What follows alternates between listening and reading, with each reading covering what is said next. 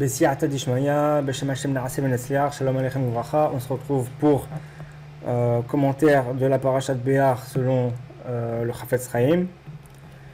Dvar Torah pour la Refoua Shlema de Shoshana Bat Rachel, Yitro Ben Shoshana, Yaakov Ben Mazal, pour le Zivug Agun de tous les élèves de la Yeshiva Yeshuat Yosef, ainsi que pour Yaakov Ben Rachel et Yitro Ben Shoshana, et les Ilou Nishmat Rabbi Mesaoud Abu Hatzira, le père de Baba Saleh, Zchuto Yagen Aleinu.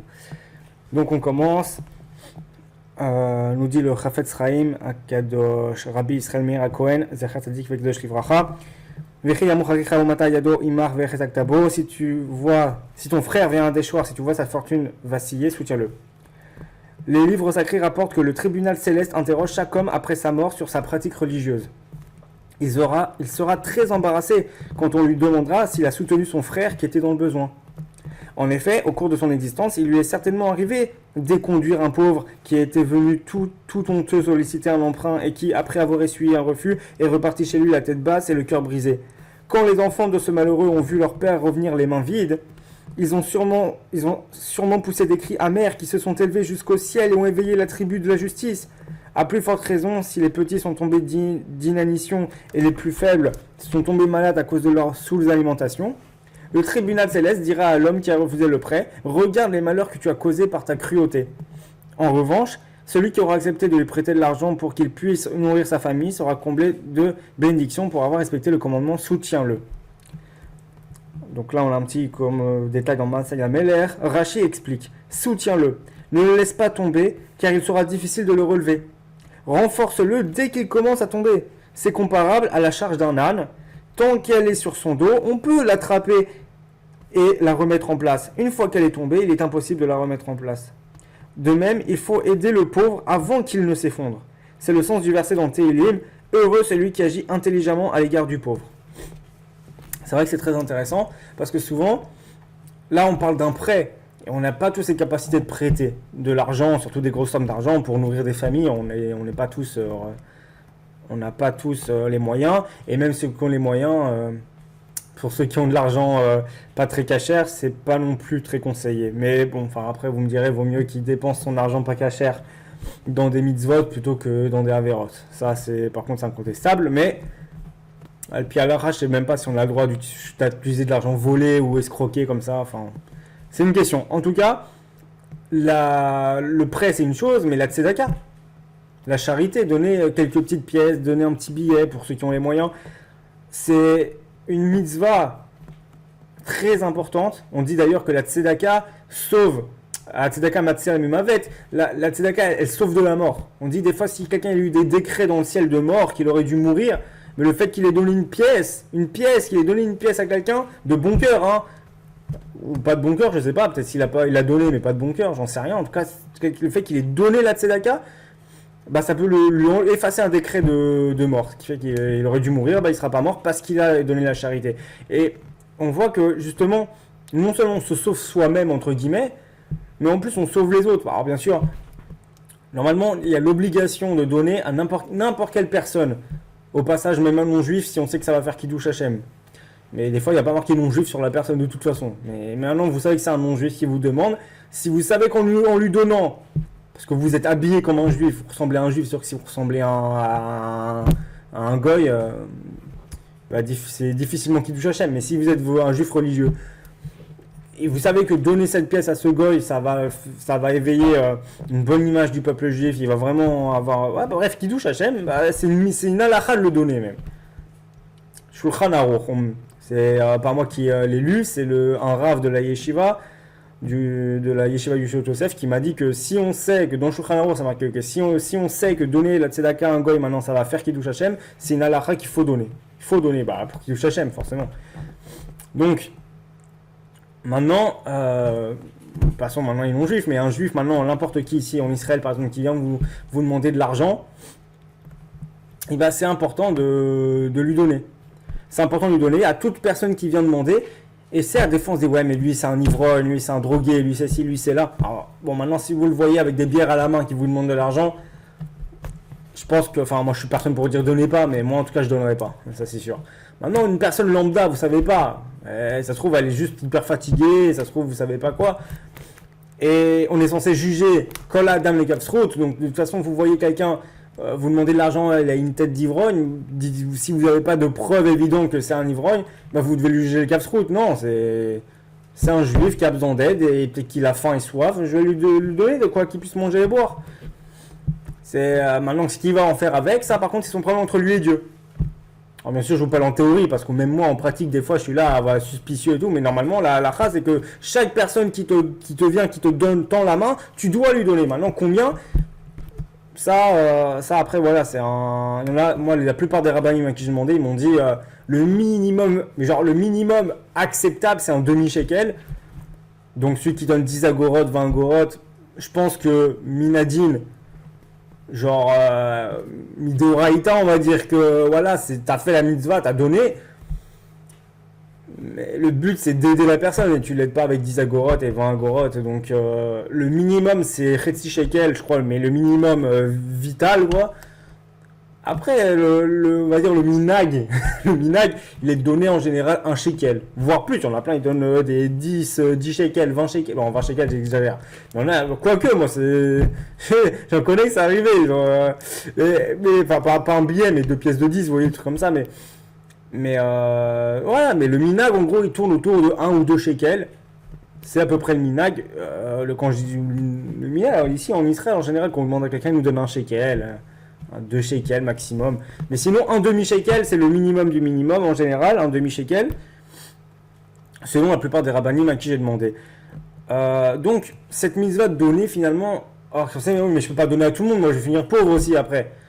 Alors, normalement, la tzedaka, elle t'appauvrit pas, normalement. Celui qui donne sa tzedaka, celui qui donne son maaser, 10% de ses revenus, ça ne l'appauvrit pas. Celui qui donne 20%, ça l'enrichit. C'est marqué dans les textes, hein. Et la tzedaka, c'est pareil. Tu fais une mitzvah de donner à aider ton prochain. Comment Dieu il va te rendre pauvre maintenant? C'est pas. Faut avoir de la émouna. Si vous vous dites, voilà, maintenant je vais être pauvre, punaise et tout, vous avez aucune émouna, bah Dieu il va vous faire plaisir. Hein. Va vous donner raison, quoi. Vous allez devenir pauvre, de shalom. Mais si vous avez la émouna, que Akol Mina Shamaim, que c'est Dieu qui vous l'a envoyé, donc si vous donnez, Dieu il va pas vous rendre pauvre. Maintenant vous avez réussi votre test, entre guillemets, votre épreuve de donner la tzedaka et de pas être radin, égoïste ou je ne sais quoi, et de vous mettre à la place de votre prochain dans la situation précaire dans laquelle il est, et du coup d'avoir bon cœur et de lui donner. Continuons. Vechi tatsi gadger vetoshav imach umach achicha imo achari limkar yeula tiyelo vechi shavlo kefi Shanav Yeshiv et Geulato ve'im lo yigael ve'ele ve'yatsa bishnat ayovel. Si l'étranger, celui qui s'est établi près de toi, acquiert des moyens et que ton frère près de lui, devenu pauvre, se soit vendu, après qu'il s'est vendu, le droit de rachat existe pour lui. C'est à proportion des années qu'il paiera son rachat. Et il n'a pas été racheté. Et s'il n'a pas été racheté, par ses voix, il sortira libre l'année du jubilé. Ce passage, donc nous dit le Chafetz Chaim, ce passage nous enseigne qu'il ne faut jamais désespérer de la délivrance, car on pourrait se demander comment nous pouvons espérer le salut, alors que les générations précédentes, qui étaient bien plus zélées dans l'étude et la pratique de la Torah, n'y ont pas eu le droit. Cependant, on sait bien que l'exil est imputable à nos péchés. Comme il est écrit dans le prophète Isaïe à la Shalom, si vous avez été vendu, c'est à cause de vos péchés. L'exil vient donc expier nos péchés. Voir dans Daniel chapitre 9, à chaque exil, le ciel fixe par avance la durée des souffrances que les enfants d'Israël doivent endurer pour que leurs péchés soient pardonnés. Ainsi, il était prévu que le premier exil en Égypte durerait 400 ans et le deuxième en Babylonie 70 ans. Fixé comme terme, dans le verset marqué, fixé comme terme à ton peuple et à ta ville sainte pour éteindre la rébellion, mettre fin au péché, effacer l'iniquité. C'est dans Daniel chapitre 9 verset 24. De même, au début de notre dernier exil, le ciel avait calculé le grand nombre d'années de souffrance qui seraient nécessaires pour expier nos transgressions, comme il est dit dans Oshéa, à la Shalom chapitre 3 verset 4. Je crois que c'est en français c'est Osée, il me semble. De longs jours, les enfants d'Israël demeureront sans roi ni chef. Dès lors, il est clair qu'il nous aurait fallu de très nombreux mérites pour obtenir l'expiation de nos péchés sans un exil prolongé, à l'instar d'un esclave dont le montant du rachat est en proportion des années qui restent. Notre exil aurait pu, par exemple, être réduit de moitié si la moitié de nos péchés avaient été expiés par nos mérites. Cependant, même si nous n'avons aucun mérite, ce qui est inconcevable, nous dit Chafetz Chaim, notre exil ne peut se prolonger au-delà de la fin, c'est-à-dire la date ultime de la délivrance. De même que l'esclave est libéré au plus tard au jubilé. Par conséquent, nous dit Chafetz Chaim, les générations précédentes avaient besoin d'un grand nombre de mérites pour payer la dette, de toutes les années d'exil qui restaient encore. Mais depuis, nous avons certainement lavé de nombreux péchés par toutes les souffrances qui nous ont été infligées aux quatre coins de la terre, de sorte que nous pouvons nous attendre à une délivrance prochaine, nous dit Chafetz Chaim. Amen, Kenny Ratson. Donc là, petit détail, petites anecdotes dans Maasai Lameler, très très intéressant. Et d'ailleurs, c'est que des anecdotes là, je crois, jusqu'à la fin. Non, il y a encore après un verset. De nombreux visiteurs du Chafetz Chaim ont pu voir qu'il se levait dans le silence de la nuit et allait s'enfermer dans sa chambre qu'il laissait dans l'obscurité. Derrière la porte, il pouvait l'entendre épancher son cœur devant le Saint béni soit-il. En gros, au milieu de la nuit, le Chafetz Chaim, Rabbi Israël Meir Cohen, Zecher Tzadik Vekdosh Livracha, faisait Idbodedut. Pour ceux qui ne savent pas, c'est s'isoler avec Dieu et parler avec Dieu dans sa langue maternelle, etc. Donc au milieu de la nuit, apparemment, il faisait ça, il faisait Idbodedut. Au début, dans une pièce sombre dans le noir en plus. C'est spécial quand même. Au début, il lui rendait grâce pour tous ses bienfaits. Il voyait dans tout ce qui lui arrivait une manifestation de la grande bonté de Dieu à son égard et il le remerciait pour chaque chose. Ça aussi, c'est une leçon, mais on va voir ça après. Après avoir parlé humblement de sa vie personnelle, il changeait de ton et de style pour présenter des revendications au nom du peuple d'Israël. Il demandait d'abord au Saint béni soit-il de payer ses dettes envers les enfants d'Israël en disant « Que nous as-tu donné ? Une Torah sainte et éternelle, mais fermée et hermétique. Et nous qu'avons-nous fait pour toi ? Nous avons ouvert ta Torah, nous t'avons donné les prophètes, les sages du Talmud, des génies de la Torah, et nous avons attaché des couronnes à la Torah orale. Et qu'avons-nous reçu en échange ? Des malheurs, des persécutions et des massacres. » Faut être courageux pour parler comme ça à Dieu. Hein. Néanmoins, nous avons emporté la Torah dans tous les pays où nous avons été dispersés.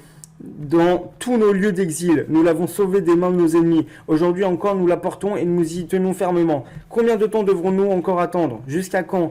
Nous sommes tous brisés comme de l'argile qui se désagrège. Regarde si tu peux encore trouver un seul cœur juif intact.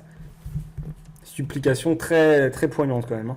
Ensuite, il appelait à l'aide des justes des générations précédentes. « Où êtes-vous » criait-il. « Pourquoi gardez-vous le silence ? Vous devriez plaider notre cause. Ô âme sainte, avez-vous déjà tout oublié ?» Alors, c'est intéressant parce que... je vais finir ça et après je vais réagir. Il priait ainsi chaque nuit. Dès le lever du soleil, il guettait les pas du Messie. Il était convaincu que la dette serait payée et que la délivrance pouvait survenir à chaque instant, conformément à cette prophétie dans Malachi, Shalom, chapitre 3, verset 1. Soudain, il entrera dans son sanctuaire, le maître dont vous souhaitez la bienvenue, donc le Messie, Machar ben David. C'est hyper intéressant. Tout d'abord, il commence la Hidbo des doutes comme l'a enseigné dans un cours d'ailleurs le Rav David Tutu Shlita. Le fait de rendre grâce pour tous ses bienfaits, c'est-à-dire remercier Akadosh Baruch Hu, remercier Dieu pour tout le bien qu'on a, le fait qu'on respire, qu'on ait un corps intact et fonctionnel, nos yeux, tout, qu'on ait des mains, qu'on ait des pieds, qu'on ait des dents, qu'on ait des cheveux, qu'on ait un lit douillet, qu'on ait plein de choses, du travail ou la santé, toutes sortes de choses, la réussite. De quoi manger, de quoi boire, de quoi s'habiller. Tout ça, remercier Dieu pour chaque chose, c'est hyper important de ne pas être un ingrat envers celui qui est la source de la vie et de notre vie et qui peut en un claquement de doigts nous briser, nous ratatiner, nous tuer, nous faire souffrir. Donc je pense qu'il est juste de le remercier pour tous les bienfaits. Donc ça c'est une chose. Il disait, oui, le fait que là, ensuite, il appelait à l'aide les justes des générations présentes. Donc, en gros, il s'adressait aux tzadikim, aux chachamim des générations passées, etc. Mais il y a un truc qui est intéressant, c'est que normalement, il est ashkénaz, le Chafetz Chaim. Enfin, normalement, il est ashkénaz. C'est un fait. Donc, normalement, les ashkénazim, selon le Rav Ron Moshe Shaya Shlita, il a dit que les ashkénazim, eux, quand ils vont à la tombe des tzadikim, etc., les ashkénazes, genre, on n'a pas le droit, ou je sais pas si on n'a pas le droit, ou si c'est le minag qu'on ne fait pas, mais on ne s'adresse pas directement aux morts. On ne s'adresse pas directement aux morts, on prie Dieu, on parle à Dieu, on parle le mérite du sage, du tzaddik, etc. Alors que les séfarades, eux, ils peuvent directement parler aux morts Alors pas le prier, attention, sinon c'est de la Vodazara, mais de dire par exemple, comme ça, par exemple de parler aux morts en disant intercède auprès de Dieu pour moi, dis-lui ça s'il te plaît, va dire à Dieu, s'il te plaît, transmets ma prière, etc. etc. Ça c'est permis pour les séfarades, et c'est comme ça que la majorité des gens font d'ailleurs, et c'est pour les Ashkénazim une grosse erreur aussi, parce qu'on ne doit pas s'adresser à quelqu'un d'autre qu'à Dieu. Donc, normalement, on parle à Dieu et on dit par le mérite de tel sage, par le mérite de tel main, et exauce ma prière, et s'il te plaît, écoute-moi, etc., etc. Et là, bizarrement, le Chafetz Chaim, il priait directement, il s'adressait directement aux sages, quoi, et aux tzadikim, déjà, directement, il leur parlait. En leur disant, mais genre, où êtes-vous, etc., pourquoi vous gardez ça. Bref, il leur parlait directement. Alors, c'est intéressant parce que c'est un Ashkenaz, normalement, on ne fait pas ça. Bon, pourquoi pas. En tout cas, c'était pas assourd. Si les séfarades le font, c'est que c'est pas. Mais bon, c'est intéressant. Une petite remarque comme ça. Lors d'une fête familiale, le Chafetz Chaim déclara à propos de la délivrance future: un jour, des soldats entendirent que le roi en personne allait venir leur faire une visite d'inspection. Ils se mirent en rang avec leur chef et attendirent sa venue pendant des heures. À la fin, l'un des chefs qui n'en pouvait plus sortit des rangs et alla s'asseoir derrière les soldats. Soudain, le roi arriva. Furieux de voir que le chef en question n'était pas à sa place, il le démit de ses fonctions et le remplaça par un simple soldat en disant: toi qui reçois une solde importante, tu n'es même pas capable de rester debout en mon honneur, contrairement aux simples soldats que je paie beaucoup moins. Chacun peut s'imaginer la peine de ce chef militaire qui, à cause de quelques instants d'impatience, a perdu son poste élevé. Il en va de même pour nous. Nous attendons tous la venue du Messie, du Mashiach. Même s'il tarde, attendez-le car il viendra sans s'attarder, nous dit le prophète Habakkuk à la Shalom, chapitre 2, verset 3. Si nous repentons sincèrement avant sa venue, ce sera un repentir complet en l'honneur de l'Éternel. L'essentiel, c'est de ne pas reculer, mais de tenir notre poste avec fermeté et courage jusqu'à ce que le Mashiach apparaisse pour nous apporter prochainement la délivrance complète. C'est vrai que ça, c'est un sujet assez d'actualité. Les temps messianiques, la fin des temps, la Géoula, tout ça, le Mashiach. C'est vrai beaucoup l'attendent, beaucoup l'ont attendu, et on l'attend toujours, et on désespère.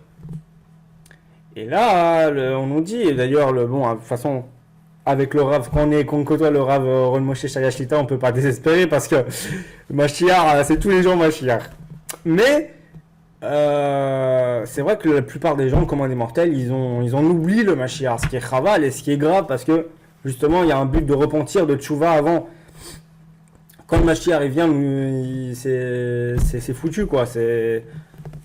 On va dire que tu seras tel quel, quoi, jugé et vu tel quel, comme tu es à ton niveau actuel. Donc c'est bien de monter en niveau, de se renforcer en piété et en Torah, hein, avant la venue du Mashiach. Et comme on dit, si on fait une chouva maintenant, avant, forcément, c'est un repentir complet en l'honneur de l'Éternel. Parce que si tu le fais après, tu peux pas après, c'est trop tard en fait. Enfin, tu peux, mais elle voudra rien de ta chouva. Parce que d'un coup, ça y est, oh, miracle, oh, Dieu, oh. On va se rendre compte qu'il y aura la shrina, on va se rendre compte que ça y est, qu'on était vraiment dans le faux, alors on n'aura pas le choix de faire chouva. Donc si tu fais chouva après, ça vaut rien, parce que ça y est. C'est comme si on te mettait une balle en flingue devant elle, on te fait chouva. Bon bah, ta chouva, qu'est-ce qu'elle vaut maintenant? C'est pareil, mais si maintenant, avant ça, tu fais tchouva parce que tu aimes Dieu, parce que tu veux te rapprocher de Dieu, bon, c'est un autre niveau. Il disait, donc le Chafetz Chaim disait: à notre époque, les événements se précipitent. Nous vivons autant de bouleversements en un an que les générations présentes pendant des siècles. Pourquoi Dieu agit-il ainsi à notre égard? La réponse est la suivante. Avant la venue du Messie, Dieu veut régler tous les comptes qui se sont accumulés depuis la création, comme un épicier qui se dépêche de récupérer l'argent qu'on lui doit avant de liquider son affaire et de fermer son magasin. Puisqu'au temps messianique, il n'y aura plus ni récompense ni châtiment et que le vent d'impureté disparaîtra de la terre, chacun doit régler ses dettes avant qu'il ne soit trop tard. Le Saint béni soit-il réclame son dû sans autre forme de procès. Le temps file, comme si quelqu'un le poursuivait et le frappait pour le faire courir encore plus vite. Nous devons nous attendre à de grands bouleversements en peu de temps. À ce que dit le Chafetz Chaim. Un jour, quelqu'un dit au Chafetz Chaim: je voudrais que le Messie vienne pour qu'il me soit plus facile d'accomplir les mitzvot et d'étudier la Torah, car à ce moment-là, le vent d'impureté et le mauvais penchant disparaîtront de la terre. Le Chafetz Chaim lui répondit: d'après Rabbi Shimon ben Elazar, dans Shabbat 151b, le verset dans Kohelet 12.1. Arriveront les années dont tu diras « Je n'y ai aucun plaisir », fait allusion au temps messianique où il n'y aura plus ni mérite ni péché. On peut illustrer cette idée par la parabole suivante. Un vendeur de farine craint toujours une baisse des prix. En effet, la demande est plus forte quand la farine est bon marché. Mais c'est seulement quand elle est chère qu'il peut faire d'importants bénéfices. Il en va de même pour l'accomplissement des mitzvot et l'étude de la Torah. Ils sont payants et grandement récompensés quand on y parvient en dépit des assauts du mauvais penchant. Quand celui-ci aura disparu, ce sera plus facile, mais notre bénéfice aura diminué tout autant. Ça c'est hyper intéressant, c'est vrai qu'on doit en profiter justement. Maintenant que c'est dur, parce que c'est dur, c'est là qu'on a les meilleures récompenses. C'est là que Hachem est encore plus fier de nous. Quand on se lève pour la prière du matin alors qu'on n'a pas envie. Quand on fait les brachot avant de manger alors qu'on a super faim et super soif. Et que nos instincts disent vite manger et boire. Maintenant, d'abord remercier Kadosh Baruch Hu, prends conscience de ce que tu fais. Pareil pour toutes choses. L'étude de la Torah, la tzedaka, tout, absolument toutes les mitzvot qu'il y a dans la Torah. De ne pas, voilà, c'est justement quand il y a le mauvais penchant, quand il y a les Sahara qui on a la flemme, on n'a pas envie, c'est le bon, on le fait en bâclant, bon ok je le fais, mais alors allez, blablabla. Bah justement c'est là où quand tu vas faire bien comme il faut, tip top, quand t'en avais vraiment pas envie, que c'était une plaie pour toi, mais tu t'es battu, tu l'as fait bien tu t'es concentré, t'as fait la mitzvah vraiment comme il faut de A à Z. Et ben là, tu as une récompense de malade, alors que si, c'est clair, ça, il n'y a même pas de mauvais penchant. Les mitzvot, elles viennent comme ça, c'est hyper facile, c'est évident qu'il faut il faut comprendre que c'est clair que la récompense n'est pas pareil. Pareil, comment on va dire, quelqu'un maintenant, on va dire, quelqu'un qui met cette filine tous les jours. Tous les jours, il met cette filine. Mais il a pris l'habitude et il est un peu mésazé dans la mitzvah. Il fait la mitzvah, tous les jours, il met cette filine. Mais il les fait à la va-vite, limite, il a même pas la valeur de la mitzvah. Il fait la mitzvah, mais voilà, il l'a fait pour la faire, quoi. Et il l'a fait tous les jours. C'est très bien, il aura un salaire. Mais quel est le salaire de celui qui a un Yetzirah? Oh, je veux pas les tefilines, non. Oh là là, mais j'ai pas le temps, j'ai la flemme, ceci, cela. Et il va se battre. Il va mettre cette filine une fois par semaine. Bah, quel est le salaire pour cette mise de filine? Et quand il va mettre les tefilines, Davka, il va pas les mettre à la va-vite comme l'autre. Il les met. Oh là là, je suis en train de mettre. Bon, allez, quand on va faire la mitzvah, et il fait la bracha sérieusement, et chaque tour il est là, et il se concentre dans sa mitzvah, il met les tefilines. Bah, son salaire il est 100 fois plus grand, mais il met cette filine qu'une fois par semaine. Moi je les mets tous les jours. Ouais, mais toi tu les mets tous les jours en la va-vite. Tu prends même pas conscience de la mitzvah. Lui, il l'a fait une fois par semaine, mais quand il l'a fait, c'est du lourd. Forcément, la mitzvah n'est pas la même, mais c'est pareil. C'est exactement ce qu'il nous dit Chafetz Chaim. Quand c'est facile, la récompense elle est diminuée, mais quand c'est difficile, justement, c'est là qu'il y a une meilleure récompense. Donc, l'un des élèves du Chafetz Chaim lui déclara: si le Messie arrive aujourd'hui, j'aurai honte car je ne suis pas encore parvenu à un haut niveau d'érudition. Le Chafetz Chaim lui répondit: quand le peuple d'Israël est dans la détresse, chacun doit compatir aux souffrances de la collectivité sans penser à son intérêt personnel ni même à son épanouissement spirituel. Une année, des habitants de la ville voisine vinrent à Radin la veille de Rosh Hashanah pour demander que l'un des élèves de la yeshiva, connu pour ses dons de prédicateur, aille leur faire un discours avant la sonnerie du chauffard. Mais l'élève refusa de quitter la yeshiva. Il renonça, ça me fait penser à un élève, ça, à la yeshiva de Rav Shaya, il y en a un ou deux comme ça, pour rien au monde ils quitteront la yeshiva, mais surtout un. Il renonça au salaire substantiel qu'on lui proposait afin de rester auprès du Chafetz Chaim durant les jours redoutables. Les habitants demandèrent alors au Chafetz Chaim de lui faire changer d'avis. Quand l'élève lui expliqua qu'il ne voulait pas quitter la yeshiva et son maître durant ces 5 jours, le Chafetz Chaim lui répondit: l'homme n'a pas été créé que pour lui-même, il doit aider aussi les autres. Inutile de dire que l'élève accepta alors de fêter Rosh Hashanah dans la ville voisine. C'est vrai que ça c'est intéressant. Quelque part on se dit ouais mais Bitul Torah, moi je veux rester à Yeshiva entouré du Gadol Hador, moi je veux rester ici pour...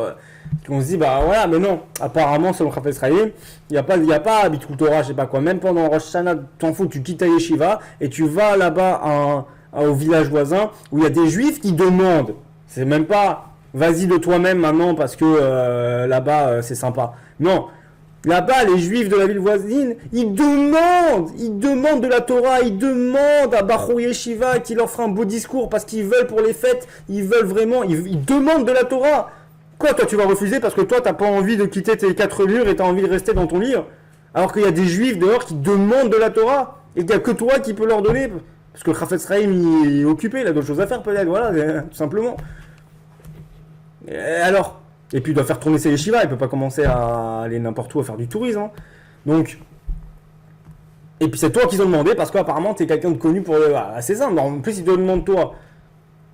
Tu peux pas dire être Mezazel, dire non, moi d'abord ma Torah, mon étude. Moi j'ai pas j'ai pas le temps quoi. Faut... non, t'as des juifs qui te demandent de la Torah, qui demandent tes discours de Torah. Sans toi ils écoutent pas de discours de Torah. Sans toi, pas de discours de Torah pour Rosh Hashanah. Tu te rends compte de ce que c'est. C'est-à-dire que on doit se dire, voilà, c'est pas Bitul Torah finalement, c'est une mitzvah.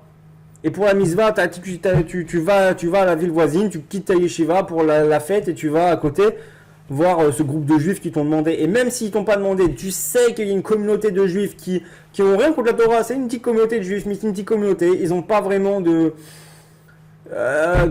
n'ont pas vraiment de grands érudits là-bas qui peut leur voilà, et toi tu sais que tu peux leur apporter, qu'ils aiment tes discours ou qu'ils reconnaissent, ils sont très respectueux des Bachur Yeshiva, de la Yeshiva de Outé ou de n'importe quoi. Tu sais qu'ils vont passer Rosh Hashanah là-bas, leur petite communauté, leurs petits trucs, leurs petits minyan machin, et qu'ils sont eux-mêmes ils ont soif de Torah, ils sont intéressés mais ils ont jamais l'occasion parce que tout le monde s'en fout de ce groupe. Et bah toi vas-y.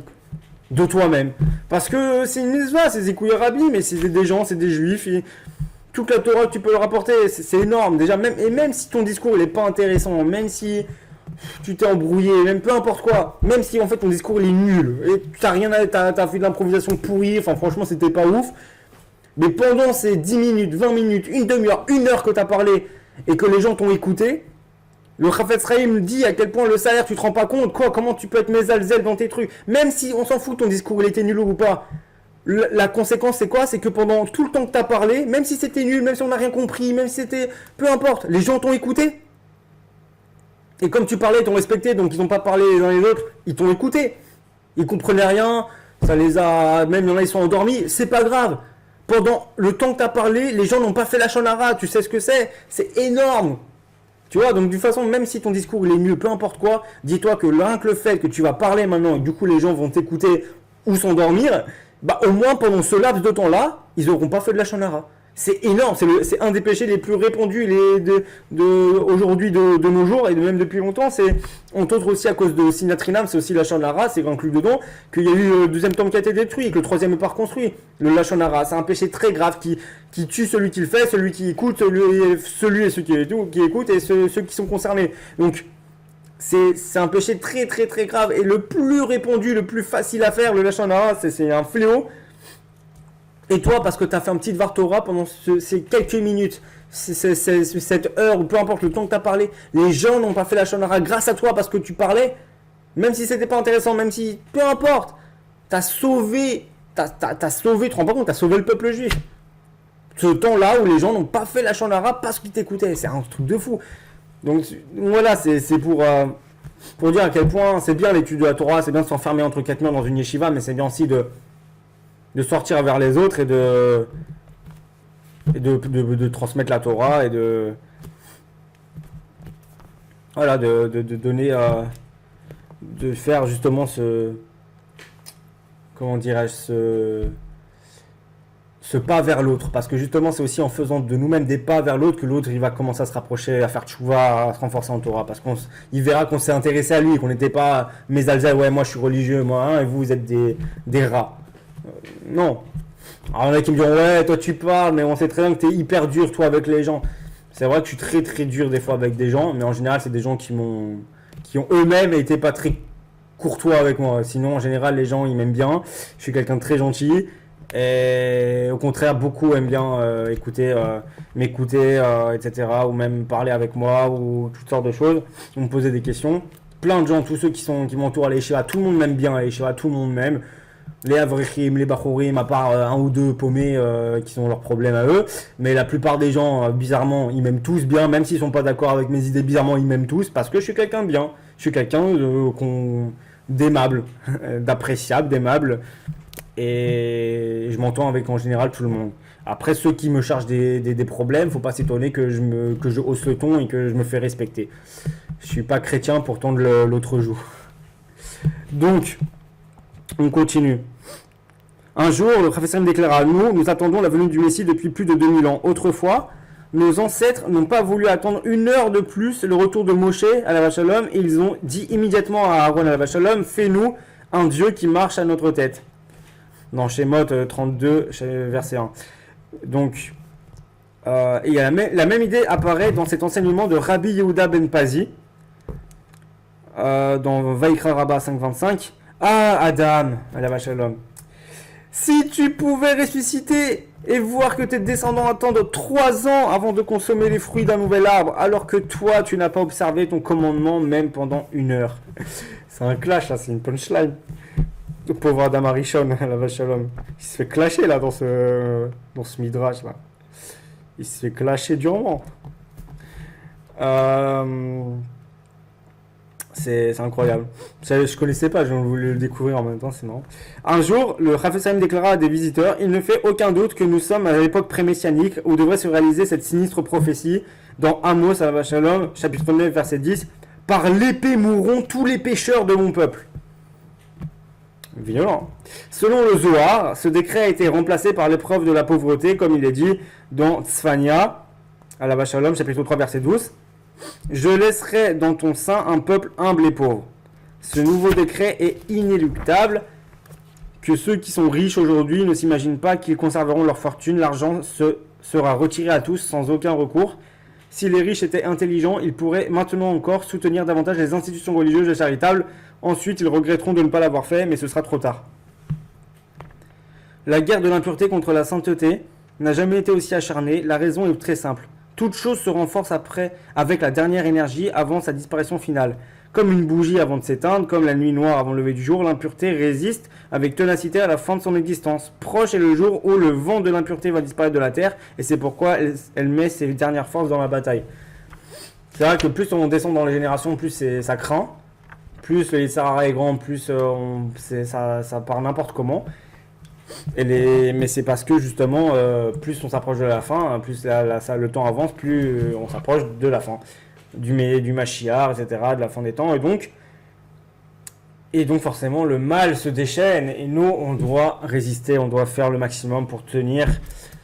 Et on aura d'autant plus de mérite. Et au passage, pour faire une petite annonce et proposition à la suite de cette histoire de riches qui vont perdre leur argent qu'ils devraient donner à des institutions religieuses, je vous invite à faire un petit don généreux aux institutions Torah Box, aux institutions OL Moshe Torah Traim, OL Moshe de Rav David Pitushita et à la Yeshiva Yeshuot Yosef, aux institutions du Rav Rol Moshe Shaya Shlita.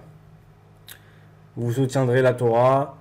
En donnant là-bas chez OL Moshe, chez Rav Tuitou, il y a des Avrechim très gentils, des bonnes personnes qui étudient tous les jours et qui ont besoin ils ont des familles à nourrir, etc.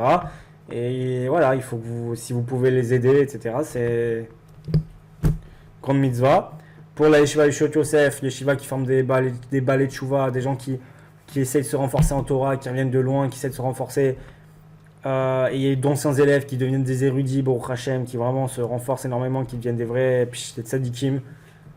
Et pareil, si vous pouvez les soutenir, etc., pour qu'ils puissent continuer à étudier dans de bonnes conditions. Pareil, grand mérite. Voilà, petite parenthèse refermée. Allez, hop, dernier verset. Vous ne ferez pas d'idole et vous ne vous érigerez pas de statue ni de stèle. Selon un midrash dans 3 de Kohanim, rapporté en partie par Rashi, ce commandement s'adresse à celui qui a été vendu à un non-juif. Il aurait pu se dire « Je vais suivre l'exemple de mon maître qui adore les idoles, se livre à la fornication et profane le Shabbat. » C'est pourquoi Dieu lui ordonne de continuer à accomplir toutes les mitzvot. La Torah enseigne ici une leçon importante. Même l'homme le plus vil, qui va jusqu'à se vendre à un non-juif alors qu'il sait pertinemment qu'il va devoir transgresser de nombreux commandements, reste astreint à toutes les mitzvot, comme il est écrit à la fin du passage relatif à celui qui s'est vendu à un non-juif, dans Vaïkra, chapitre 25, verset 55, car c'est à moi que les enfants d'Israël appartiennent comme esclaves. Ce sont mes esclaves que j'ai tirés du pays d'Égypte, moi l'Éternel votre Dieu. On peut en déduire, on dit le Chafetz Chaim HaKadosh, en raisonnement a fortiori. Si cet homme qui s'est vendu comme un esclave et qui est contraint parfois de faire des entorses aux lois de la Torah, reste soumis néanmoins à toutes les mitzvot qu'il lui est possible d'accomplir, il est clair a fortiori que celui qui a enfreint de plein gré l'un ou l'autre des commandements de la Torah n'est pas autorisé pour autant à commettre d'autres transgressions. Il devra rendre des comptes pour toutes ses fautes, même les plus bénignes. Ainsi, le Rambam, Sadik Vekadosh Livracha, écrit que Yorovam ben Navat sera puni aussi pour avoir manqué à l'obligation de Erouf Tafshilin, la préparation d'un mets avant une fête qui tombe un vendredi pour avoir le droit pendant la fête de faire la cuisine le Shabbat, enfin pour le Shabbat. Du coup, c'est très intéressant aussi. Le fait de se pas...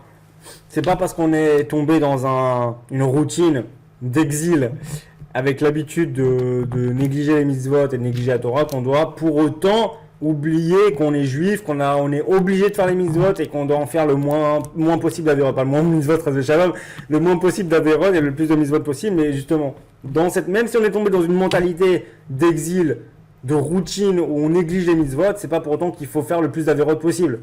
Déjà que tu fais pas beaucoup de mitzvot, commence pas à faire des Averot. Donc se limiter le plus possible déjà dans les Averot. Même si on a du mal à faire toutes les mitzvot, au moins ne pas transgresser et faire aussi une montagne d'Averot. Shalom, que Dieu nous en préserve parce que l'addition sera salée à la fin. Encore salée, c'est bon le sel, mais elle sera amère. Celui qui a déjà enfreint un commandement doit redoubler d'attention pour ne pas commettre d'autres transgressions. On peut illustrer cette idée par rapport à la parole suivante. Un homme qui avait été amputé d'une jambe gangrénée se mit à pleurer et à supplier quand il a appris qu'on allait lui amputer aussi la seconde. Lorsque les médecins lui demandèrent pourquoi es-tu plus affecté par la perte de cette jambe, il répondit: quand vous m'avez enlevé la première jambe, je me suis consolé à l'idée qu'il m'en resterait encore une. Maintenant que vous amputez aussi celle-là, ma vie n'est plus une vie puisque je ne pourrai plus bouger. De même, celui qui a été rendu infirme, entre guillemets, par un péché, doit veiller à ne pas porter atteinte au reste de la Torah, afin que les autres parties de son âme subsistent dans le monde futur.